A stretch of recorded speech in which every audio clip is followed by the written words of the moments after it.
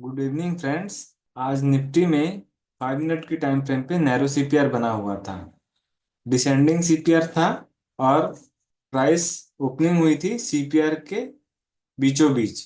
और days open की line आप देख सकते हैं, सीपीआर की जस्ट नीचे बना हुआ था। अगर सीपीआर के आसपास डेज ओपन की लाइन हो तो उस दिन बड़ा मोमेंटम मिलता है। लेकिन यहाँ पे आप देख सकते हैं, कल के दिन में और उसके पहले वाले दिन में प्राइस बहुत ज्यादा कंसोलिडेशन हुआ था। तो प्राइस का मोमेंटम तब आता जब S1 प्रीवियस लो को नीचे की तरफ में ब्रेक कर देता है या फिर R1 प्रीवियस डे हाई को ऊपर की तरफ में अच्छे से ब्रेक करता। प्राइस की ओपनिंग हुई थी सीपीआर की जस्ट बीचों बीच। यहाँ पे जो पहला 5 मिनट का कैंडल है उसमें ऊपर भी वीक आया था और नीचे भी वीक आया था। यहाँ पे मैंने कल बताया था कि अगर इनसाइड रेंज में रहेगा तो दिक्कत रहेगा, और इनसाइड रेंज में अगर ट्रेड करेंगे तो एक लॉट से करेंगे ट्रेड। यहाँ पे आप देख सकते हैं, जो पहला कैंडल है वो उसका लो बनाया था 24,155 का लेवल। ये 155 का लेवल 1 घंटे के टाइम फ्रेम पे R1 का लेवल है।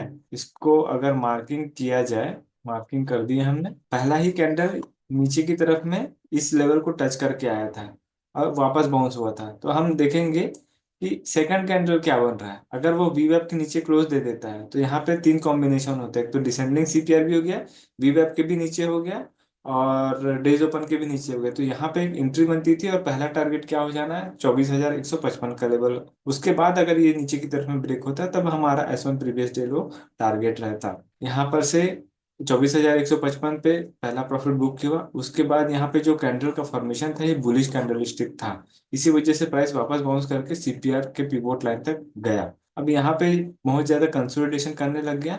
वीवैप और 20 में एक दूसरे से बहुत ज्यादा चिपक गया था। अगर वीवैप के नीचे 20 में कॉम्बिनेशन मिलता तब जाकर के नीचे की तरफ में हम एक टारगेट ले सकते थे। लेकिन यहाँ पे जो भी कॉम्बिनेशन बन रही थी वो वीवैप के ऊपर ही 20 में था। इसी वजह से प्राइस नीचे आने में थोड़ा दिक्कत कर रहा था।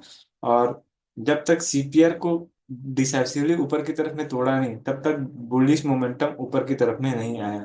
तो ये कैंडल की क्लोजिंग हुई थी 12:20 पे सीपीआर के ऊपर। तो जैसे सीपीआर के ऊपर में क्लोजिंग हो जाती है, जो आज का हाई बनाया था फर्स्ट कैंडल का वो आया था 24,268। जैसे ही तो 24,268 रिटेस्ट होने के बाद में तोड़ा, हमारा next target R1 previous day high हो जाता। अब R1 प्रीवियस डे हाई के ऊपर में अगर एक बुलिश कैंडल का फॉर्मेशन होता जो बिना वीक का रहता तब हम ऊपर की तरफ में ट्रेड प्लान करते। लेकिन 10:30 बजे के पहले पहले अगर ये सिनेरियो हो जाता है तो फिर ठीक रहता। और अगर फर्स्ट हाफ पूरा कंसोलिडेशन रहता तो सेकंड हाफ में अगर 12:30 बजे के आसपास या 1:30 बजे के आसपास अगर प्राइस का रेंज ब्रेकआउट हो जाता तब बहुत बढ़िया रहता। तो यहाँ पे वैसा नहीं हुआ। R1 प्रीवियस डे हाई से वापस रिजेक्ट हो गया रेड कैंडल के साथ में, तो नीचे की तरफ में ट्रेड मिला।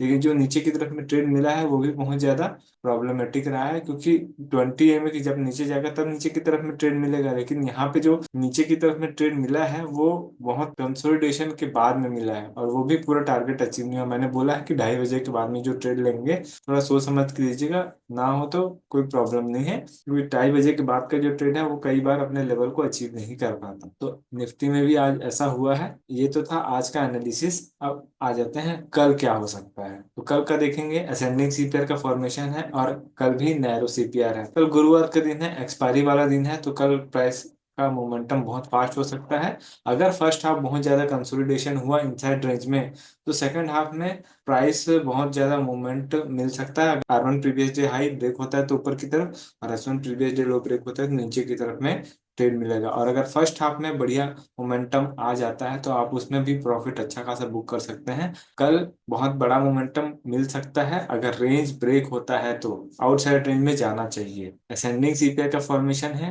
तो क्या होगा, अगर सीपीआर के ऊपर एक बुलिश कैंडल बनता है तो R1 प्रीवियस डे हाई जाएगा, और अगर सीपीआर से नीचे कैंडल बनता है नीचे की तरफ तो ट्रेड को थोड़ा सा अवॉइड करने की कोशिश कीजिएगा। अगर S1 प्रीवियस डे लो नीचे की तरफ में ब्रेक हो जाता है तब हमको टारगेट मिलेगा S2 का। और S2 के नीचे चला जाता है तो S2 से S3 के बीच में हम एक प्रॉफिट ले लेंगे जो कि है 24,000 का लेवल। इस 24,000 में जो पुट सेलर्स हैं वो काफी एक्टिवेटेड हैं। अगर S2 और S3 के बीच में ये 24,000 का लेवल सस्टेन नहीं करता और नीचे ब्रेक हो जाता है तो फिर हम हमारा नेक्स्ट टारगेट S3 का हो जाएगा। S3 में आप मैक्सिमम प्रॉफिट बुक कर लीजिए, क्योंकि पिछला जो स्विंग आ रहा था ये वाला 24,955 का ये हमारा S3 का लेवल है।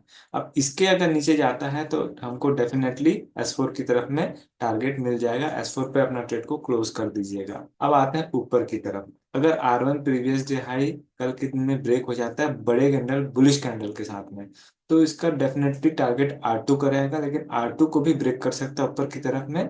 और नेक्स्ट टारगेट हो जाएगा हमारा 24,535 का। ये 535 का जो लेवल है 24,535, ये पिछला स्विंग है, इसी वजह से जो दूसरा टारगेट है वो 24,536 का हो रहा है। तो R2 और R3 के बीच में हम अपना प्रॉफिट बुक कर लेंगे। और अगर इसके ऊपर में ट्रेड निकलता है तो नेक्स्ट टारगेट हमारा R3 का हो जाएगा। और R3 के ऊपर में जाता है तो आप स्कैल्पिंग करेंगे, छोटे छोटे प्रॉफिट लेंगे। जब जब एटीएमए के पास में आए आप एक लॉट बाई कीजिएगा और एक कैंडल पे प्रॉफिट बुक कीजिएगा। ऐसे करते करते आप एक एक लॉट पे प्रॉफिट बुक करते जाइएगा। लेकिन बेटर रहेगा कि R2 से R3 के बीच में एक तो प्रॉफिट बड़ा वाला प्रॉफिट बुक कर लेंगे। R3 तक अपना ट्रेड टर्मिनल को थोड़ा सा क्लोज करने की कोशिश करेंगे। कल के दिन में बड़ा मोमेंटम आ सकता है। तो ये लेवल्स आ रहे हैं ऊपर की तरफ में। पहला लेवल आ रहा है 24,536 का, उसके बाद दूसरा लेवल आया 24,617 का, और उसके बाद में लेवल टूटता है तो 24,731 का लेवल आ सकता है। ये 24,731 का लेवल कहाँ से आया है, हम 1 डे का टाइम फ्रेम में आते हैं। यहाँ पे जो पीवोट की लाइन आ रही है यही वाली लाइन है 24,730 की। तो यहाँ पे अपना मैक्सिमम प्रॉफिट बुक कर ही लेना है, उसके बाद फिर ट्रेड को क्लोज कर देना है। तो यही था कल का एनालिसिस। Thank you. फ्रेंड्स, अगर आपको हमारा कोर्स फ्री में चाहिए तो नीचे दिए हुए डिस्क्रिप्शन में जो हमारा डीमैट अकाउंट का लिंक है उससे आप अकाउंट ओपन कर सकते हैं और नीचे दिए हुए व्हाट्सएप नंबर पर शेयर कर सकते हैं। इससे आपको हमारा कोर्स फ्री में मिल जाएगा और जो हमारा पर्सनल व्हाट्सएप ग्रुप है उसमें भी ऐड कर दिया जाएगा, ताकि आपका जो भी क्वेरी क्वेश्चन डाउट है उसे आप पूछ सकते हो और सही समय पे सॉल्व करा सकते हो।